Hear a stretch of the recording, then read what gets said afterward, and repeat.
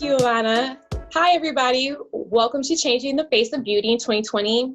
My name is Myra Lee. I am Chief Strategy Officer and co-founder of Adiya. We're excited to have you all today. There's a few housekeeping. As everyone's coming in, we definitely want to make sure that we do ask that you all share your info in the chat window for a chance to receive a product or service from our presenters. So we're asking again for your information. So please share with us your name, email, social and business and/or organization. To give you a little bit background of who we are as Adiya, we are a minority-owned Detroit-based small business. We actually launched late 2019, and our mission is to develop and promote economic growth in the city of Detroit by building a pipeline to connect beauty entrepreneurs of color to the global marketplace, as well as providing in-house services to scale up Black and Brown beauty businesses.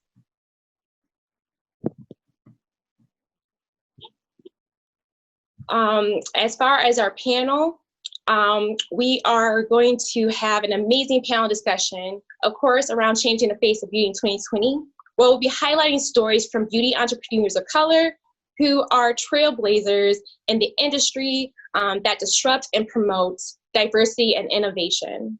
Also, our goal today is showcasing who we are as Adiya by curating conversation to take Black and Brown people on a beauty journey to shift the paradigm and change conventional beauty standards. So again, we're excited to be here to listen to the expertise of this phenomenal panel of female founders who are here to share their story. And so let's get started with panel introductions. First, from Detroit, Michigan, we have the fabulous Dr. Marlo Rencher, who is the Director of Technology-Based Programs from TechTown, Detroit, who will be our guest moderator. Thank you, Marlo, for being here today. And to the panelists, first I would like to introduce from Columbus, Ohio, Adiya Dixon Wiggins, who is the founder and president of Yubi Beauty. Next, from Detroit, Michigan, we have Dana White, who is founder and CEO of Apparelly Boyd. And from Cincinnati, Ohio, we have Mary Carruthers, who is the former vice president of research and development at Procter & Gamble, and the current CEO of Innovation Connections. And next, we have Yvonne Perez Emerson, founder and CEO of Make It Merrily from Portland, Oregon. Welcome. So let's get started. I'm going to kick it off to Marlo to begin the conversation. So thank you so much for having me as a facilitator on this panel. I'm really excited about all the people who are on the panel. As a member of TechTown, I get to talk to all these entrepreneurial minds, and I'm happy to have that even be elevated by talking to all these folks who really blaze trails in terms of entrepreneurship, beauty, technology. So what I'd like to start off with is just asking everybody to really just give us a little bit of a hint of your entrepreneurial journey and let folks know kind of who you are and the things that you've done along the way. So maybe if we can get started with Mary.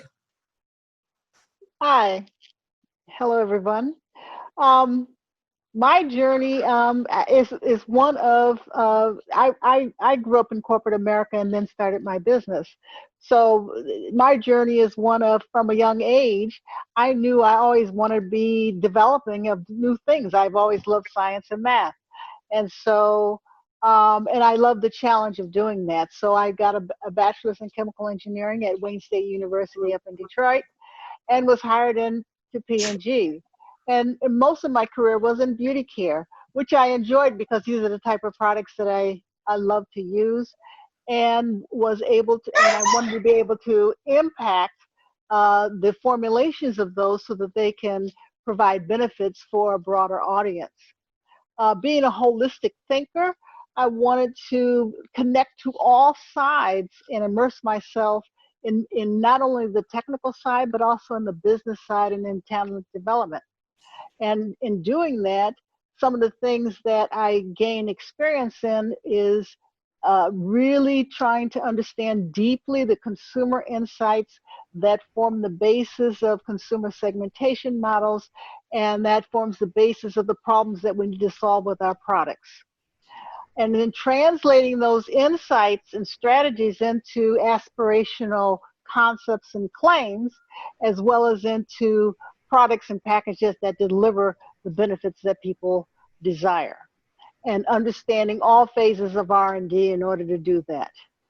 And then delivering those experiences in a delightful way to consumers. One of the things that I was insistent on was breaking barriers, because at the time, as I was in P&G, there weren't systems that were supportive of developing products for people of color. And so I had to go and work through and create systems so that we can get people of color into our consumer testing and get their viewpoints, so that we can make sure that we provide benefits for them as well. One of the examples of that would be the development of Olay ribbons, where we have multiple versions. One is an extra dry skin version that can provide benefits for extra dry and ashy skin. And of course, another important thing is to develop a long-term competitive advantage through new technologies and other strategies. I also wanted to understand the key financial metrics and how to integrate them into the entire product lifecycle. And importantly, the development of and coaching of talent to bring them along in the organization.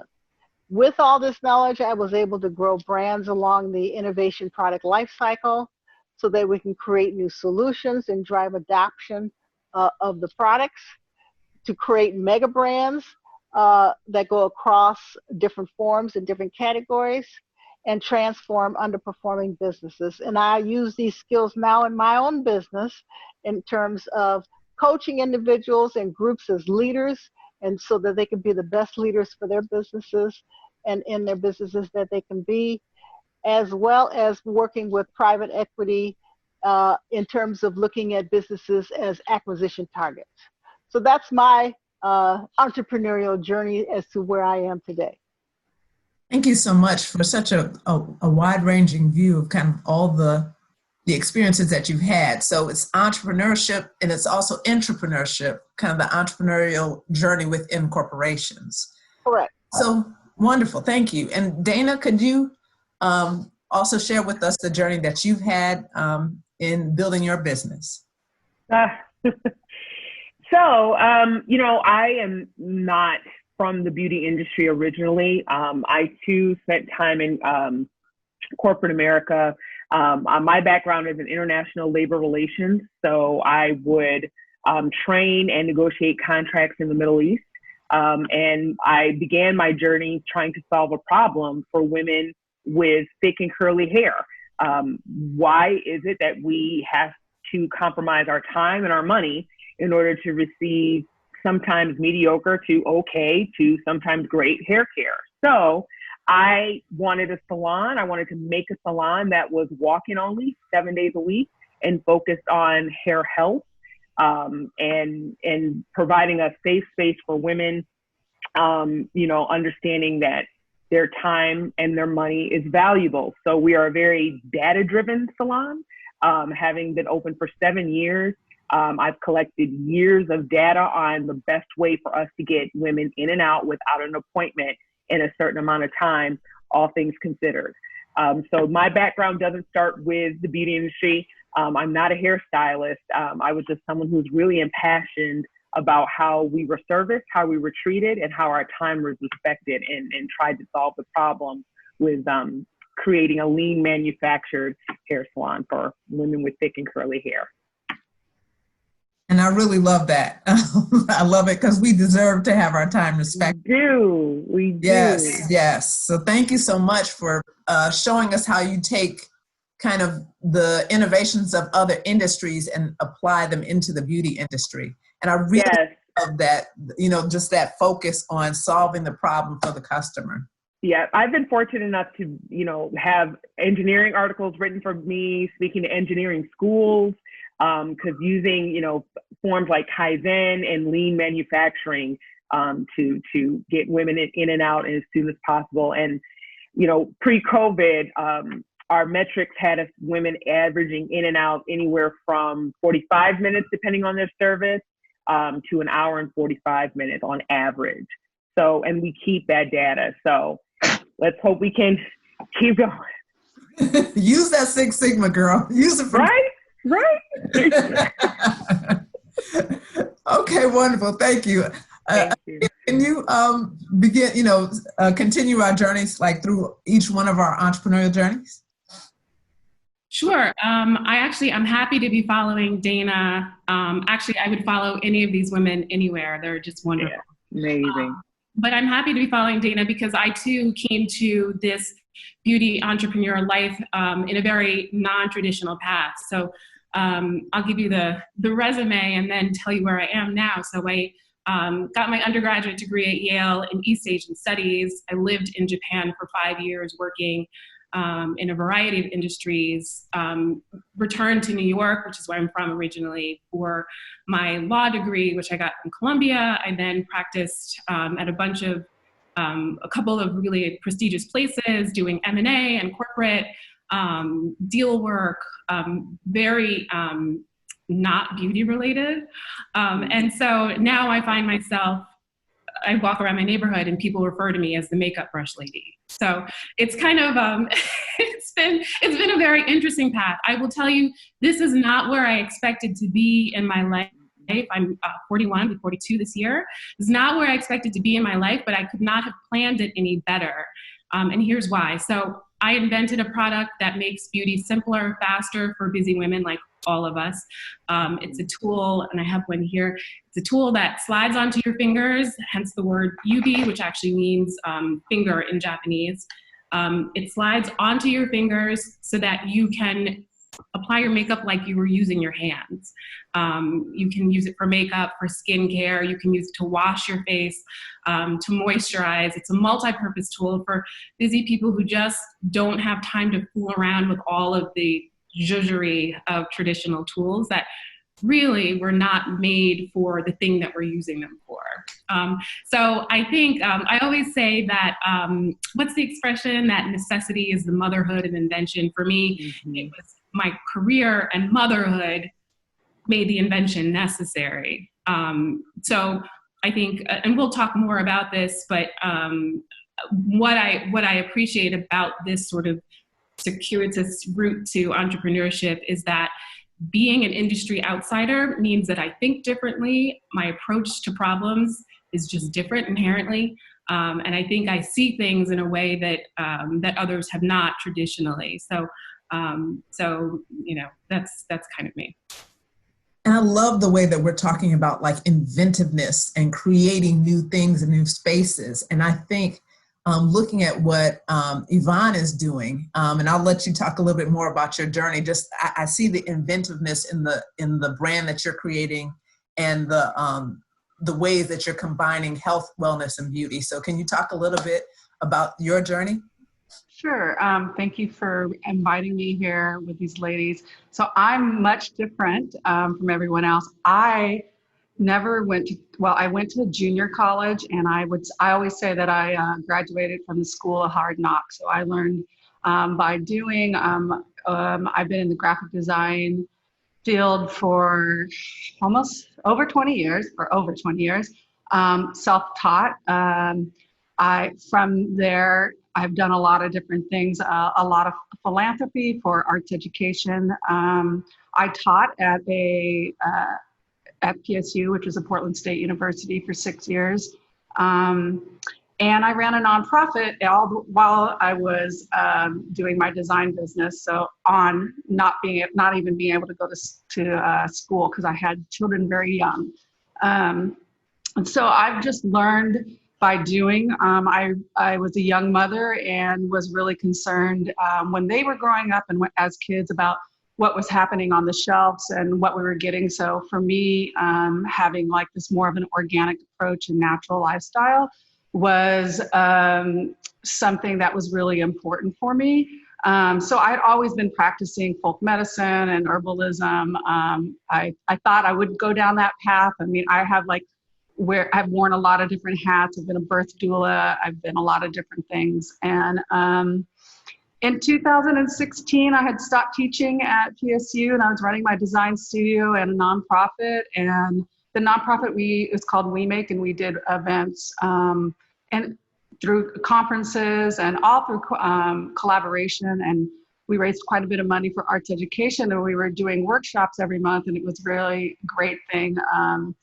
And cannabis became legal in 2016, and I had this great space that we built out for the nonprofit, and I was like, I want to be a woman in cannabis because it had always been a part of my life. And so I started Make and Marry. I was like, I have a space, I know a lot of stuff, I know a lot of people, I'm going to do it. And then I thought that I would get into doing a THC product, but there's so many, it's so hard and so much money. And I had started using CBD, and I was like, wait a minute, I've been creating natural beauty products for myself and my family for over 20 years. And so I started formulating with that and then bringing it to my workshops, and people liked it. And that is how it started. I relaunched the look of the brand in last year in September. And we do everything from full spectrum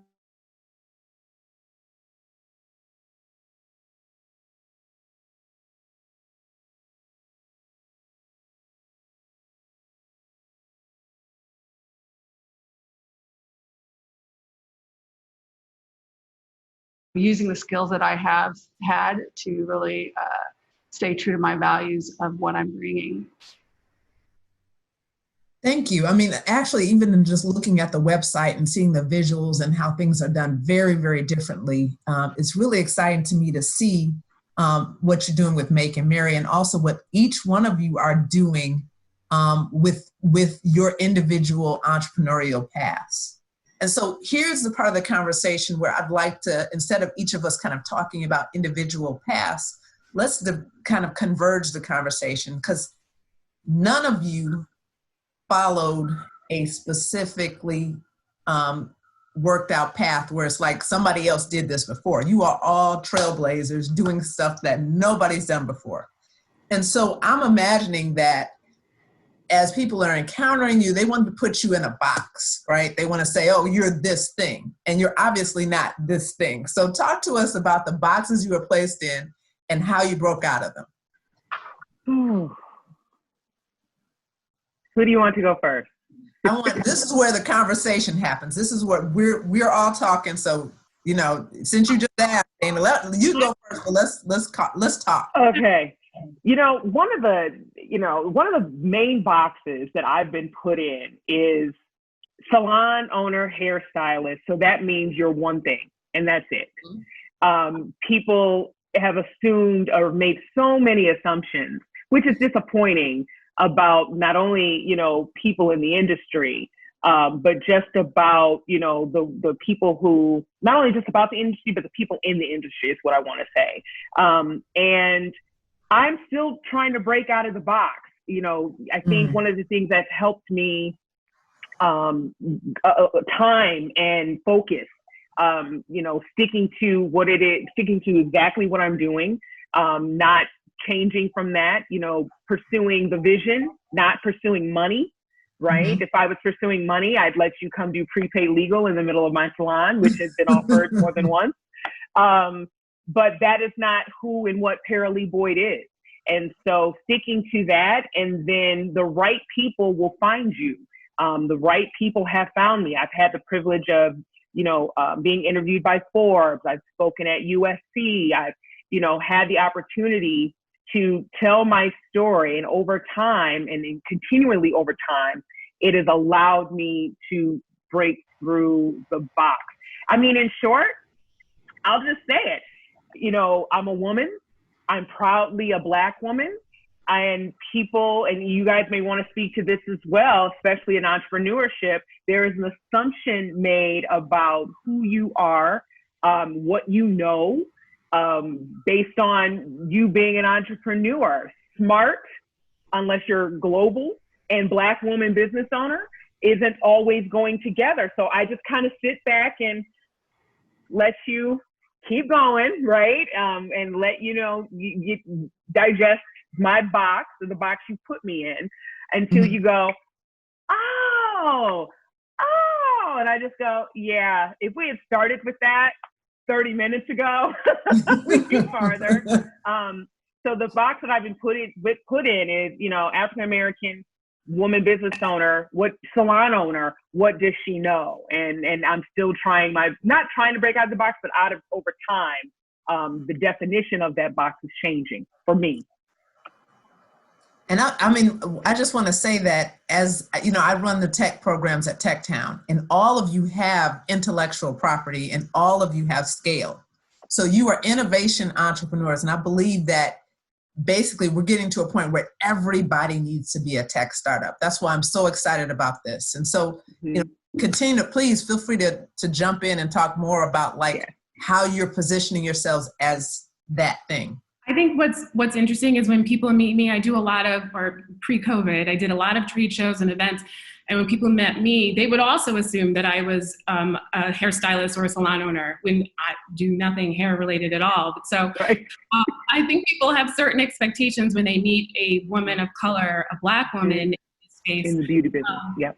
We were, my invention that I actually created, I created with my own hands. So I did my original prototypes, built them with, glue and ribbon and plastic and metal. And my invention was named one of Time Magazine's best inventions, one of their 50 best on the planet. And when that came out, I had people sort of come out of the woodwork and say, if you have a chance, can you introduce me to the inventor? I know. They never assume you did anything. And you're like, what? Do you know how many times I crazy glued my fingers together do you know how many times I burned my hand with really? So can you introduce me to the inventor? Oh, it's so great that you got a job at this company. Yes. So that I always have to very gently set people, and sometimes not gently. Not gently, right? To some people, but set people straight and explain, no, this is something that I created with my own hands. Yes. And there are people that look like us that are doing big things like this, right? So the other... Well, I'm sorry, go ahead. No, go ahead. Then I have one more. I was just going to say that both Mary and Yvonne, you all can also jump in terms of talking about creating with your own hands, because Mary's dealt with R&D. Yvonne, it's funny, people talk about folk medicines and things like that, that's not technology, that's not intellectual property, and it's a formulation that, Formulation is, yeah. Right. Yeah. My process is my IP. My process and the design of the tools that we use and the stations, that's my IP. We're going to get a technical aspect later, but yeah, I get it. I think too, for me, depending on, I've could be put in a lot of different boxes. When I actually was a part of an accelerator program early last year, and they invited me and I really didn't know what I was getting into. And then I was like, this is about scaling and raising a lot of money and all this stuff. And I didn't know if that's really what I wanted to do as a business. But I was part of the program and I learned a lot of different things. But one of the things is that I talked to a lot of different investors, and I too have a unique product to market. It's a little cannabis inhaler using cannabis essential oil. And that is really intriguing to people because they've never seen that or heard of it. And what does that mean? But every investor that I talked to in that program was like, wow, you are really creative. That was the first thing that they led with. And I thought, after the fourth person, I was like, okay, this is not a positive thing for them. They didn't want me to, they're like, oh, you're so creative that you really can't think beyond that. And I'm just like, no, I don't have a college education, but I taught in school for, university for 6 years. I learned how to do everything on my own. I run a successful design business. and I am creative. You know, I know that I cannot be happy and good if I'm not making and in using my hands and learning. And so I was just like very defiant. At first I was kind of pissed off, and now I'm like, no, I'm creative and I'm using that to my advantage. And you know, that's just in that investor side of things. Oh, you're so creative, then of course you can't think strategically. I mean, I just design platforms and brand strategies for other companies all the time. I can think strategically. And it's just funny because being, you know, it's like this or that. Yeah. Yeah. And actually, Mary, can you speak a little bit to maybe being in these corporate situations where they got girl, everybody get back. Everybody get back. I'm going to try not to take 3 hours, but okay, I've got it. Okay. Well, you know, being a woman of color and entering into corporate life, I was told what level I could aspire to achieve to, which wasn't very high. And in fact, no other African-American male or female had gotten to that level. And it was still below the level that I aspired to be. And that was just their story and not mine. And even for women at the time, they really haven't gotten to the level that I was planning to get to. So, so I wasn't going to live their story. And there was a lot of barriers to achieving that. One, when I entered into the company, I was alone and isolated.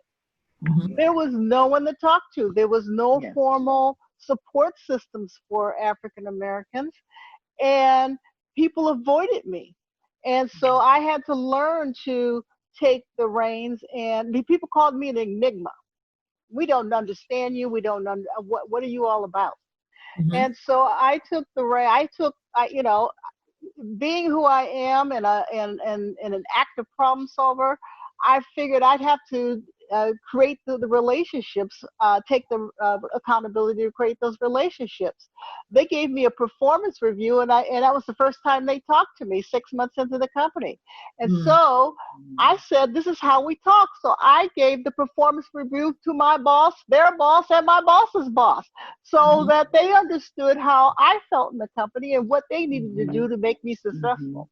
So as young in my career, I felt that I needed to build those relationships.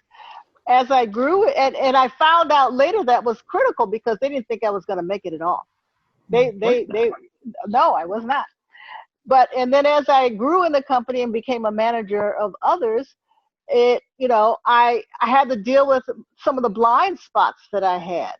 I had a relentless focus on driving toward results and delivering them, because I mean, I would mow people over and I would just deliver them. But other people perceived me as being intimidating and not having much empathy. Okay.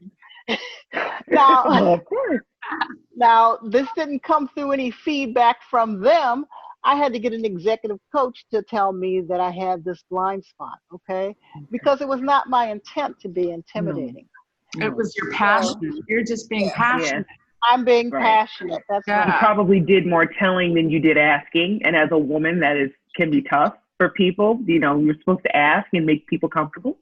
You probably didn't do too much of that. I didn't do too much of that. And I was right most of the time, in a way. And smarter than most of the people there. But in any case, the learning there is that one of my strengths is also my weakness. My passion to drive and deliver being overused made it difficult for me to be approachable. And as if I wanted to go up in the organization and lead a significant number of people, that was not going to be a winning proposition. People needed to be able to follow me. So I had to do some things to modify that and make my intentions more explicit so that they didn't guess at what my intent. They always thought I was mad. you know, the mad Black woman. But I wasn't mad. I was very passionate. And so I would make my intentions very explicit. I'd go into a meeting, oh, I am so passionate about this project. All my questions that I'm going to ask today is because I want to learn from the people in the room. Change the entire dynamics of the whole room by being explicit about my intention and not letting them guess about what I was about. And then two, go ahead. I'm sorry. I just want to make sure of one thing. I mean, as you all are talking about what it is that you're doing and how you're being in these spaces, I want to also kind of let everybody else, maybe people who are salon owners, maybe people who have just this one thing that they've created. I want y'all to talk a little bit more now about like how you have moved from where you were to doing the things that you're doing. Like, let's say I am a salon owner. Let's say I do have this idea for a product. Let's say I do have this thing that I want to do, right? How do you get past your own expectations of yourself and just recognize that we got an audience of people, you know, who are here? How do you get to that next level and do that next thing? So, she said salon owner, so I was like, okay. So I think there are actionable steps. You know, there's the finance part, the administrative part, the marketing and advertising part. But for Dana, I had to do a lot of work on Dana. Mm-hmm. And Dana had to go from asking to telling. Let me be clear. Mm-hmm. It's not, I'm the baddest chick and y'all better do what I say. Oh, no. Mm-hmm. Oh, no. It's deciding that this is the life I want. It's deciding this is the price I'm willing to pay. So not everybody who started with me in my personal circle can come with me as the CEO. Mm-hmm. They were okay when I was the shampoo assistant shampooing hair when I first opened, but they may not have been able to come with me, and deciding that that is okay. The other thing is choosing Paralee Boyd first in everything. Mm-hmm. That is what I needed to be able to go forward and realize my vision. Had I worried about the family and friends who I heard from less, if I had kept an employee who wanted to run Paralee Boyd their way, if I had not packed up the baggage from my corporate life and that boss who told me I was lazy, and if I kept believing him or her and her, I would not be the owner of 2 salons turning into 3, then to 5, and then a national brand, right? So the first thing is, yes, you can register your business and you can get your website and you can, there's tons of actionable steps. And I hope we get into some of those, especially to some of the attendees that are just on. But I think the first thing that has to be done is work on yourself. Make sure that the people who are around you when it is an idea can be with you when it is a national brand. And be okay with not having those people with you when it comes. That is the hard part of entrepreneurship, the change in who you are and how you go forward. That's the thing a lot of people don't tell you, is that you can't be the same person who you were when you started, because you've learned so much. You've broken down so many barriers. You've jumped out of so many boxes, right? So there's a lot of personal work that you have to do, getting out of asking and approval and just putting your mind towards your vision, putting that vision and that company first, and everything else falls by the wayside. I agree with that, because I had to do a lot of that too, in terms of just who is it that I want to be, and how am I inconsistent with what I want to be, and then change and then do the work to make sure that I am what I want to be. The vision. Then move to that and start acting that. And once you get consistent with that, you become fearless, fabulous, and on fire. Yeah. I mean, go ahead and talk to me. Okay. I felt like I wasn't going to ask anybody's permission. I came into this space, and the cannabis space was already happening, right? It was horrible marketing around it. All you saw was green pot lights everywhere. And I wasn't a part of that. I was a part of this maker design space. And I didn't ask any permission. I was just like, this is what I'm going to do. I'm going to rely on what I know. And I'm just going to make sure that I treat people nice. I'm putting out something good. I'm going above and beyond what is necessary of me, because I want to stand out above amongst all these other people. So, like testing and everything, organics, being sustainable, all of those things. And that it's really easy, I think, when you start a beauty brand to be like, I could do this, I could do that, I could do this, I could do that. And I think that like focus creates expansion.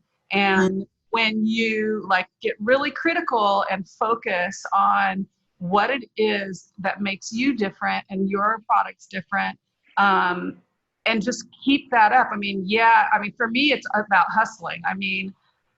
I can't quit my day job because I'm searching for my daydream. It helps me with my daydream, right? I'm like, sometimes you gotta work it. I don't come for money, so I have to rely on this other thing to build this. But I'm with Dana too. It's like, once you set that in motion, a lot of people are going to come in and be like, well, you could do this, or if I offer you this money, you could do this, or you're going to get, coworkers that are helping you build, but then they have a different vision, and you really have to keep that clear. And that to me has been a big,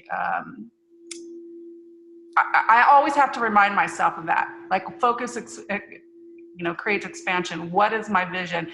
And not try to go off. As a creative, I'll go off onto all these tangents. So I just have to know, what am I doing? And just stay the course.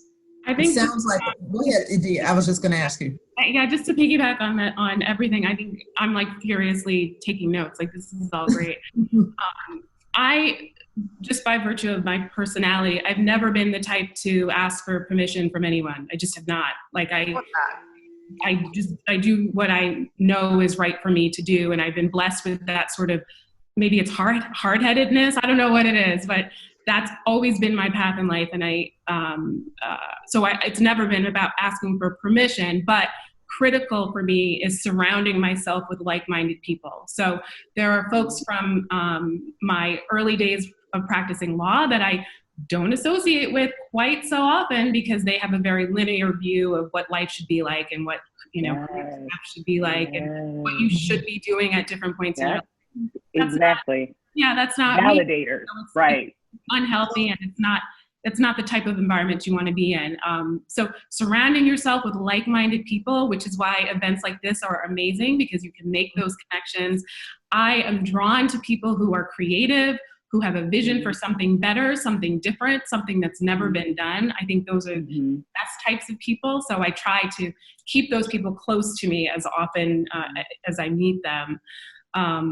I think also, so keeping like-minded people around you is very important. Staying clear on your vision is very important, and not letting people deter you from what it is that you're trying to do, I think is critical. Yeah. Can I add one quick thing about asking permission? It's also a form of asking permission that was for me. I think we're all trailblazers. So I think we all kind of said, okay, we don't need permission. We're going to do what we have to do. I also think there's a form of asking permission that's doubt, right? Where you don't step forward in every decision. That was my issue. It was, I doubted myself a lot. I went for it timidly. So I wanted to add that in too. I don't want the panelists to think, oh, well, there's one thing I said about asking permission is the one thing. No, there's different forms of seeking permission. I'm going to jump on top of that too. I think the other thing,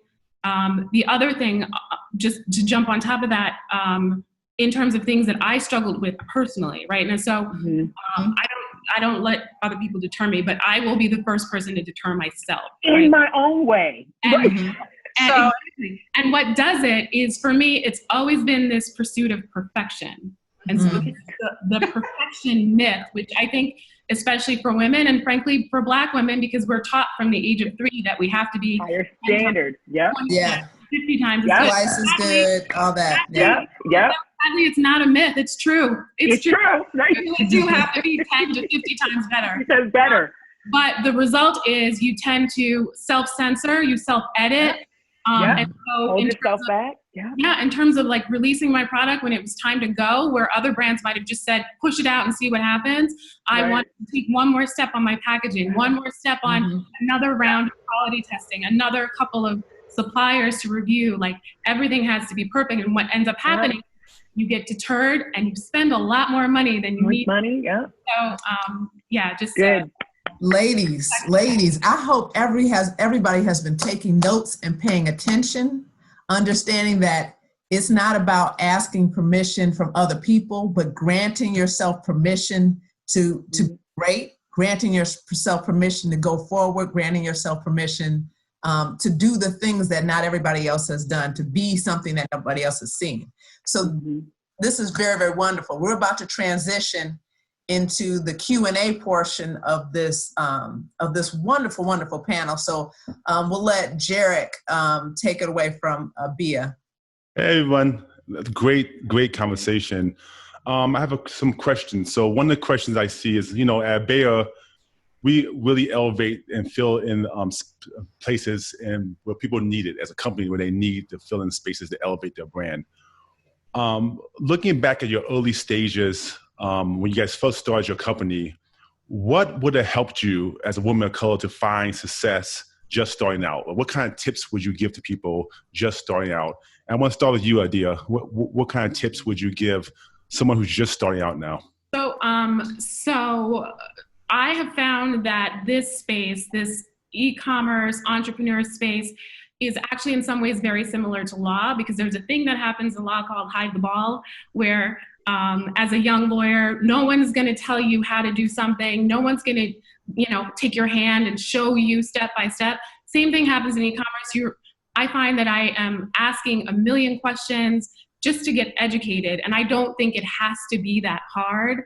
I'm going to drop my email in the chat, and if anyone wants to reach out, if you want tips, if you want books that are good to read, if you want programs that I use, software, if you want, lighting equipment, I'm just going to give all my stuff away. So I'll put that there. But I think the thing is, it needs to be easier. We should be competing on the strength of our products and our services, not on the strength of our network, which is what it ends up being. And for so many of us without the network, myself included, you spend a lot more time and stress trying to develop that before you can even develop success in your brand. So that's kind of been my experience. That's amazing. What about you? I think that just starting out, really, first of all, you have to be passionate. I mean, you really have to be passionate about what you're doing, and you have to have a clear idea, and that takes research. That takes letting going some of these limiting beliefs about ourselves, and as women and women of color and Black women, it's even harder because, like Adiya said, you learn from an early age that you have to try a little bit harder. I mean, I'm Mexican American, and I come from not a lot of money. I mean, and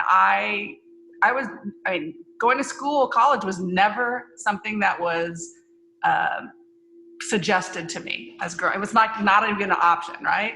And I think that you really have to, be passionate and believe in yourself, and and doing as much research as possible, and going to places like Adiya. I believe you do surround yourself with people who are like-minded, but at the same time, I freaking hate spreadsheets. I'm not that person. So I want, somebody else to come in and guide me there, which I had to offer.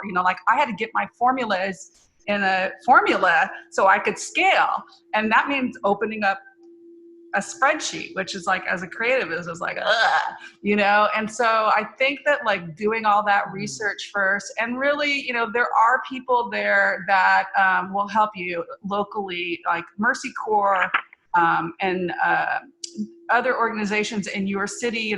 We have an organization called Prosper Portland, where they're helping people of color really to get to launch and trying to find out these backgrounds. Like I went to an indie beauty show and I was like, oh my God, am I going to be able to do this? And it took me all year long to save the money to do it. And I did it, but it was learning, going to this free clinic type of thing. They're like, this is kind of what you need to have at this, and this, and finding a mentor.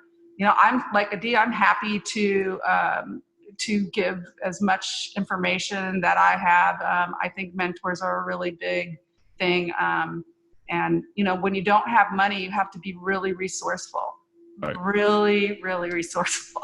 So, Dana, you're next. I know you have a lot of tips. Like, what kind of tips would you give someone just starting out, starting an entrepreneurial business?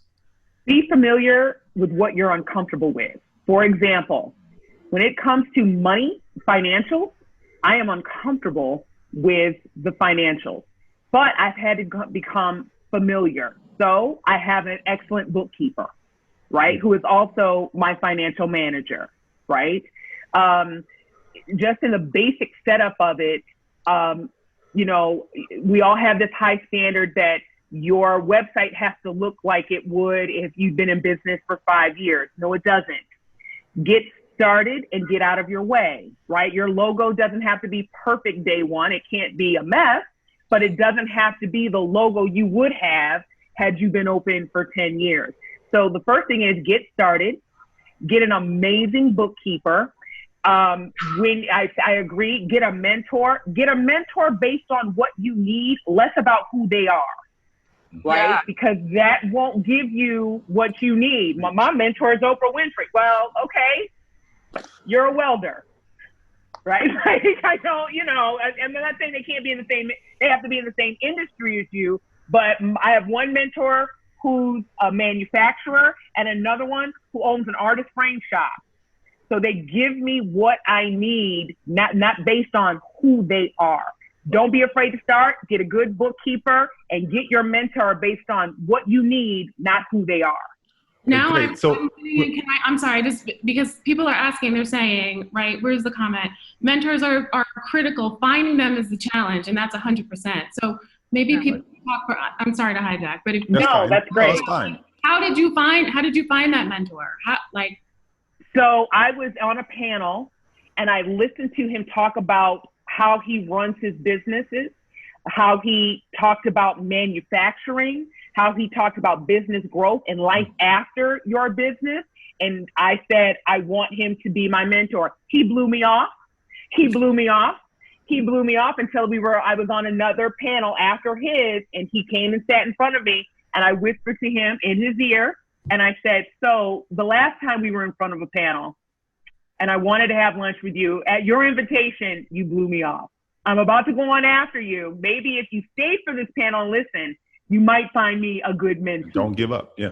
And I didn't. And sure enough, we had lunch at his club, and that was 2 years ago.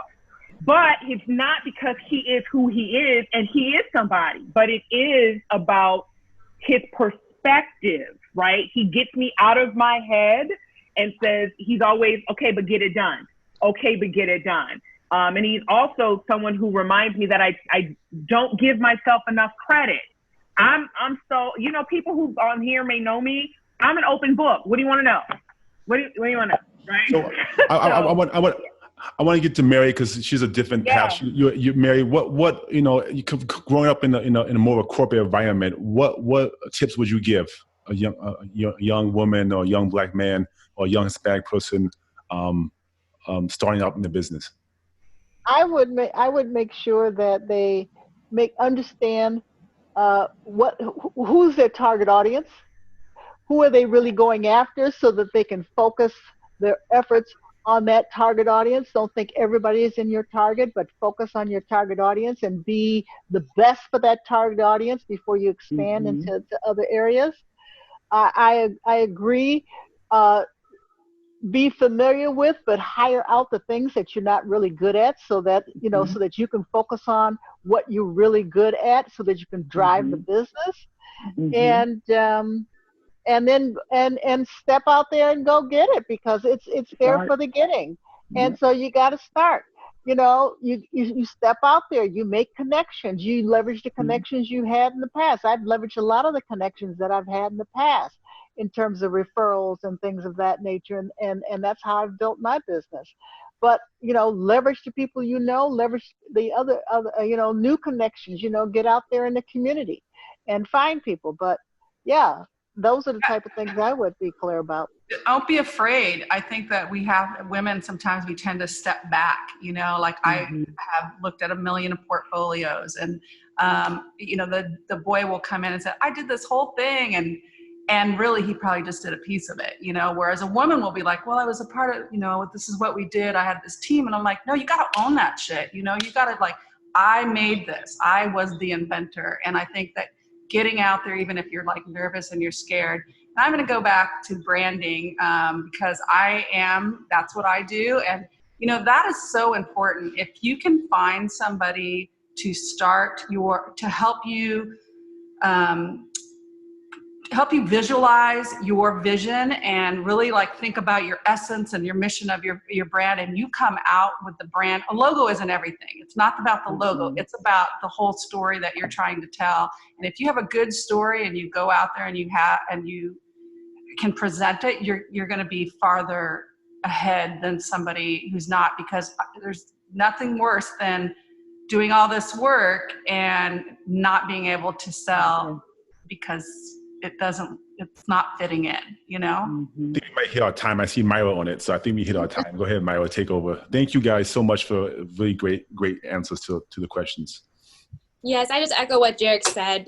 Marlo, Dana, Adiya, Yvonne, Mary, you all are amazing, and we really appreciate you all being here, taking a Friday to just share the wealth of knowledge that you have, to be so free and giving with your information. The tips are excellent, and thank you all for sharing your information. So I just thank you all for being here. For all the attendees that are here today, let this not be the last conversation. Let's continue it. So with everyone who is the speakers on this panel, they've been very kind to share their information. If you see one of our Adiya team members, Kristen, thank you, Kristen, for sharing all the speakers' contact information today. As a reminder, please share your info in the chat. That way you have a chance to receive a product or service from our wonderful presenters here today. And again, please make sure that you all do connect with Adiya. You can reach us at Adiya Beauty on Facebook, LinkedIn, and Twitter, as well as LinkedIn. Our website is adiyabeauty.com. So let's change the face of beauty. Thank you all for being here today, and we'll talk soon.